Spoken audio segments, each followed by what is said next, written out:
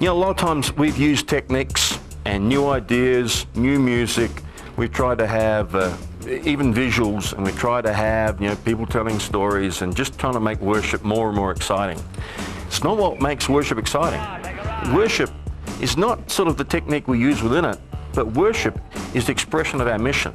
And if our worship is not connected to our mission, none of worship makes sense. All the things are important with worship. The way we approach God is not someone who we've come to visit, but someone who we've been living with during the week. It's not sort of a God we say thanks to about all the general things. You get quite specific. When it comes to confession, you realize your inadequacies, and you give it over to God, and you hear this sort of the sweet, sweet sound of, it's all right, have another go. And the word, well, you know, when we come to connect our mission and our worship together, we've been asked all sorts of questions we don't know the answers for. We come hungry, and the word feeds us with the hunger that we bring out of our mission to worship.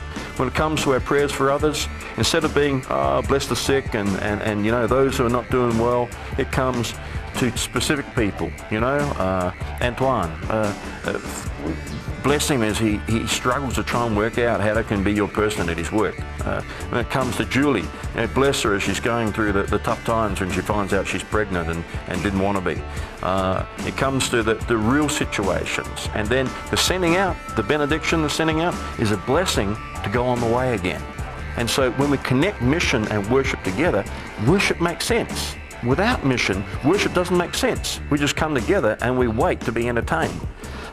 The old Danish theologian Kierkegaard said, you know, a lot of times we think that, you know, worship is that the pastor or the worship leader is the prompter, and we're the audience, and, you know, God's the person who kind of gives the insights and understandings.